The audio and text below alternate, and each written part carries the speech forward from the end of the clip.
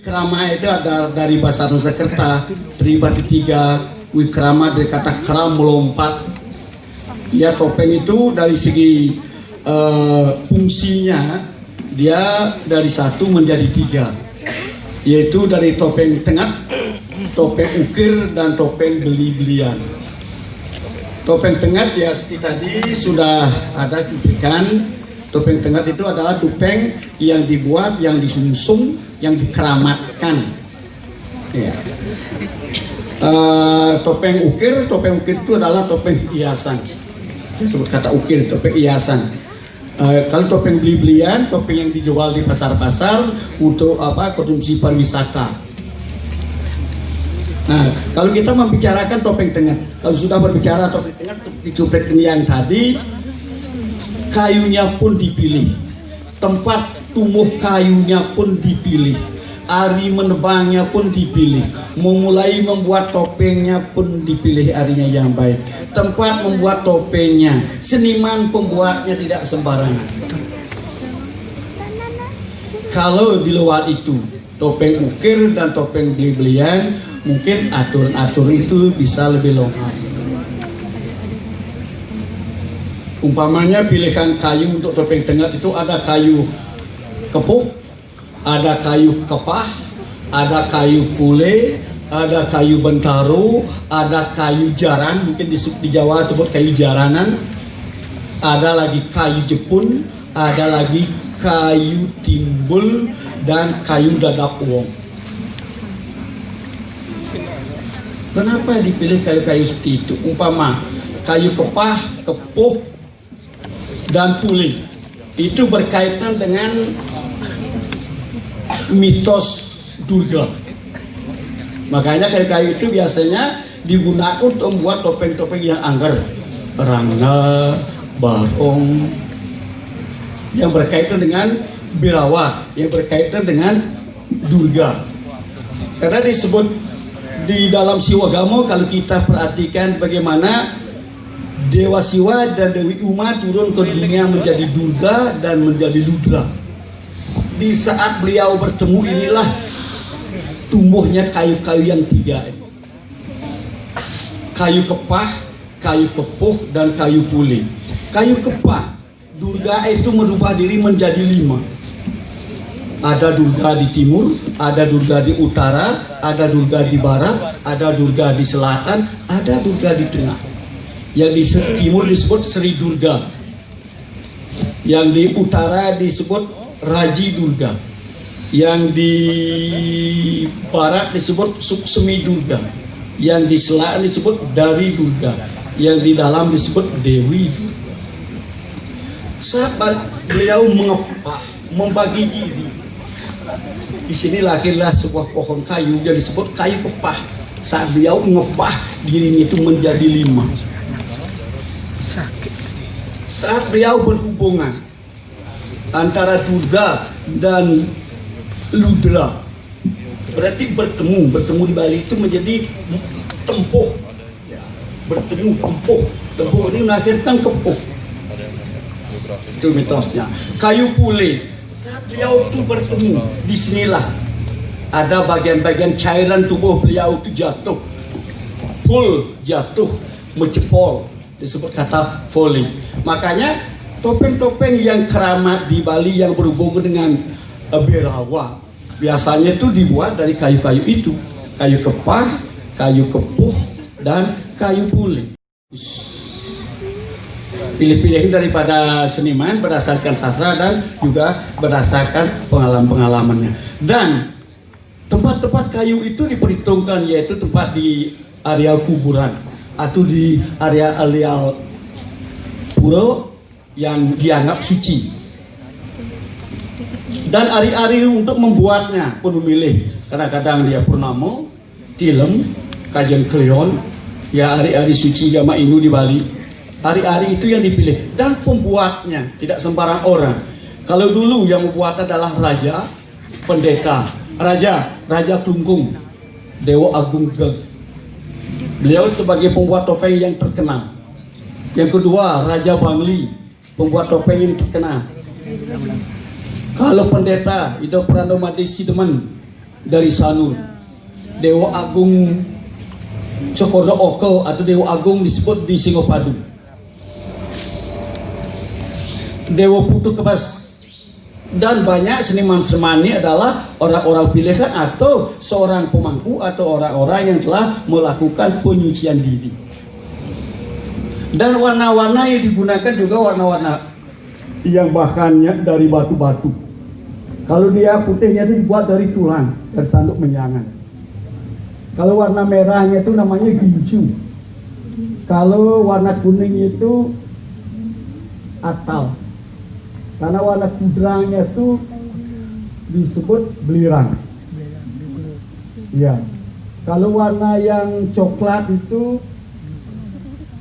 bering. Dan warna hitamnya itu menggunakan mangsi. Dan alat perekatnya itu kalau di Jawa disebut keripik ancur. Ya, keripik ancur ada di Jawa. Inilah bahan warna Bali yang tidak ada sekarang.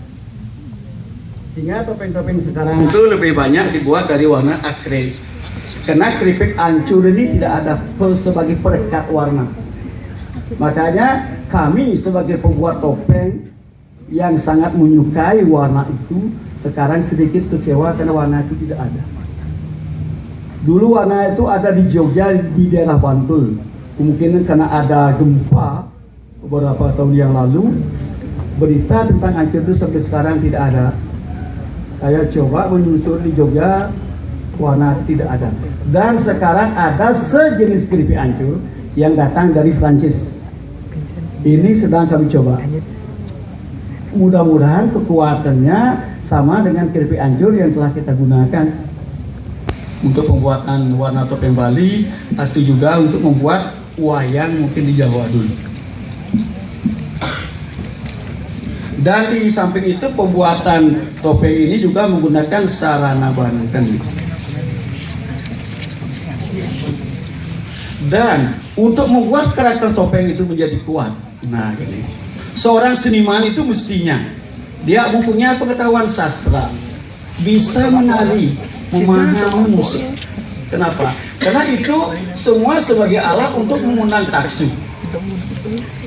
Tidak berbeda kalau pamannya adik-adik yang buat layang, baru membuat layang itu sudah membayangkan bagaimana nanti akan suara duangannya akan itu adalah sebuah apapun yang banyak tumbuh di belakang Pura Semeru di Lumajang sekarang.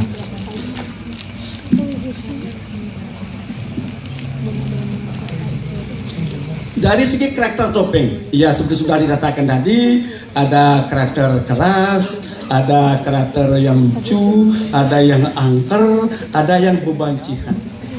Kalau dari segi tarinya, bebancikan inilah terpengaruh oleh tari Panji. Arsim Jaya, topeng dalam.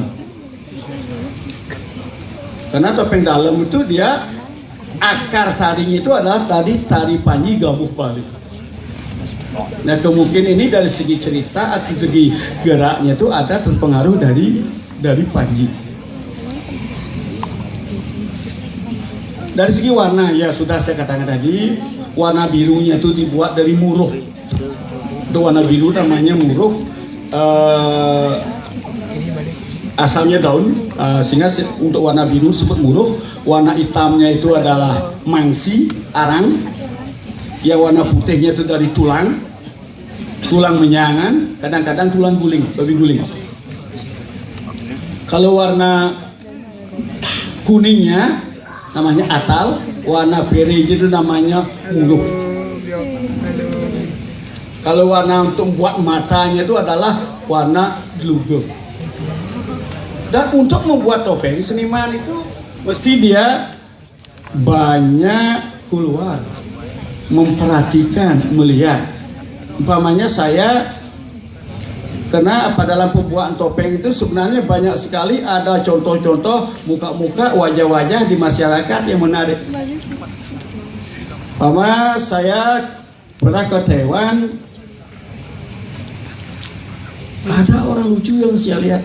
Saya sampai di rumah membuat sebuah topeng. Bagaimana dengan tali topengnya? Pertanyaan tadi, apakah ada itu tali khusus Di Bali pengalaman saya juga talinya kadang-kadang tidak usus, tetapi ada. Kalau barong pamanya atau rana yang dipasupati bisa dia pakai tali benang biasa, tetapi di sini yang luar biasanya itu adalah mantra dari pendeta. Waktu menyatukan ngatep istilahnya di Bali itu tuh ngatep topengnya dengan rambutnya atau barong dengan badannya. Waktu masang talinya biasanya di sini ada mantra-mantra khusus sekali. Saya dulu pernah waktu baru kelas berapa itu Pasupati barongnya ada di desa kami. Beliau itu adalah pendeta Beng. Untuk mengikat ini lama sekali dia diam umat kami. Ya mungkin dia ini mengucap mantra-mantra. Ininya yang khusus bukan tadi, tetapi ada mantra-mantra yang dia lantunkan untuk kekuatan ini, supaya topeng itu bisa menyatu, barong itu bisa menyatu dengan badannya. Kita tahu, oh dia ini akan membuat topeng keras. Kadang-kadang dia melantunkan musik-musik itu.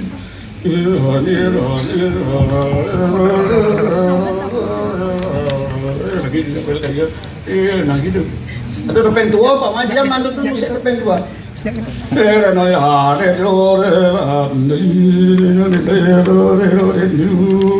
Apalagi dia bisa menari topeng.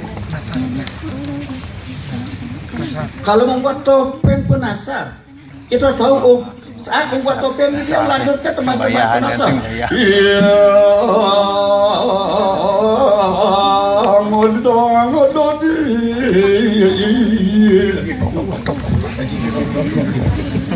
Sehingga itu semuanya itu adalah untuk alat konsentrasi, untuk mengundang taksu, untuk membuat topeng itu. Makanya kalau seorang seniman topeng itu membuat topeng itu bisa menari, pada setengah topengnya sudah dia gerakan. Disinilah menariknya, enaknya membuat topeng. Pengalaman saya.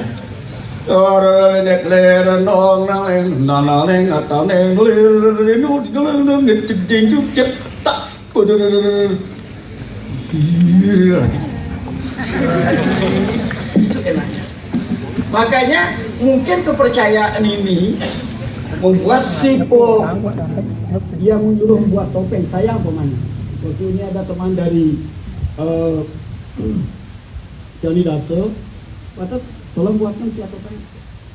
Mungkin topeng penasar yang Patut buatkan ini waktu Patut membuatnya itu pasti Patut sedang menggeling. Sehingga topeng yang saya gunakan ini kalau siapa, tapi ini menggeling saja. Maka dia pesan lagi, buatkan si topeng tua, tetapi rahangnya bisa digerakkan. Sehingga nanti waktu kita membuat itu tolong lebih banyak menggeling. Supaya berpengaruh. Nanti topeng itu saya gunakan, saya mau menggeling. Karena dia ingin membuat topeng tua kreasi baru. Kalau umumnya topeng tua itu seperti ini, mulutnya tidak dibuka. Tapi dia sekarang mencoba, kalau ngumpul sebenarnya sudah ada topeng itu, dia mencoba menari menggunakan topeng itu, sambil menari dan berfoto. Nah, makanya seniman-seniman topeng itu semestinya untuk membuat karya itu kuat, sastranya harus dia kuasa. Paman dia membuat topeng jelantik, bagaimana kekuatan pakai jelantik? Kalau dia membuat topeng Gajah Mada, bagaimana kekuatan Gajah Mada? Karena ini akan berpengaruh terhadap karyanya. Tidak hanya seniman nokto kayu, tidak. Mesti dia juga mengetahui tarinya, mengetahui sastranya. Dari sana dia akan bisa membangun karakter topeng itu lebih kuat. Nah sekarang kita berbicara tentang bentuk topeng. Bentuk topeng itu juga ada 3. Topeng kuoban, topeng sibakan, atau setengah topeng kepehan. Yang namanya topeng kuoban itu seperti ini. Artinya full dia menutupi muka. Topeng tua yang saya bawakan ini seperti topeng keras yang saya bawakan ini. Sampai sekarang masih ada kepercayaan Mosakampo dengan topeng. Ada serananya, iya. Serananya Banten hampir sama. Bantennya itu dengan persakapan manusia. Hampir sama. Ada persakapan manusia. Tetapi tidak hanya cukup itu. Saya katakan tadi, masa kamu di sini harus menggauli topeng itu seperti menggauli istri. Apa maunya dia, apa senangnya, kan? Makanya sehingga seorang penari topeng itu, pertanyaan saya kepada orang-orang tua yang nari topeng itu, kalau dia nari topeng itu sampai tidak menari pun dia lihat-lihat topengnya. Makanya ada teman mengatakan, jangan saat menari di panggung saja kamu merasa sebagai seorang penari topeng. Tanpa ada yang mengundang menari, kamu harus ingat bahwa kamu adalah penari topeng. Caranya, sering lihat topengnya, apa maunya dia. Kan, kalau istri kita ada kan hari Senin maunya A, bisa hari Selasa berbeda. Ya. Kalau hari Senin dia mau ajak kemana, hari Selasa aja bisa berbeda. Topeng juga seperti itu. Kenapa? Besok kalau pada itu sangat mempengaruhi juga topeng. Makanya apakah tiap hari gerak tarian itu sama konsentrasi tadi? Tidak, berbeda-beda. Kalau kita bisa mengamati, tidak setiap hari akan sama. Dan mungkin ada bagian-bagian yang berubah-ubah, itu adalah bisa pengaruh dari topengnya atau pengaruh dari kondisi senimannya. Pengalaman saya pernah melihat topeng saya berubah. Kesannya dia seperti tidak punya gairah. Ya karena saya menari kondisi saya tidak enak. Oh, saya sering ngajak margian sering tidak pelawak beli bulan ampun kita tidak ada sering beli suang-suang yang terus ke panggung nanti ke margian itu.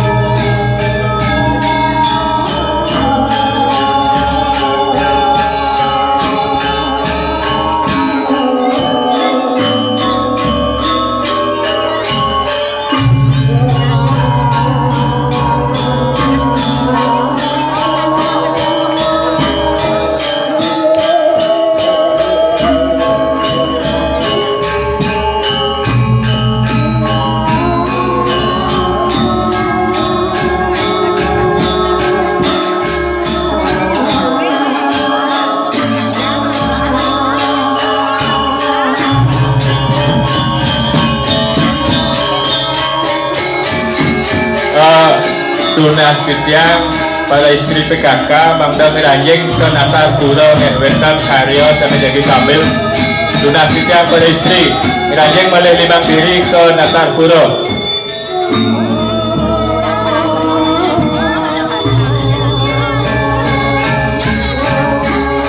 Niki sani meligit lon niki ngiring metangi dumun jebos Miranjing ke Natar Pura doang dan enten karya kekirangan tenaga niki dulus Miranjing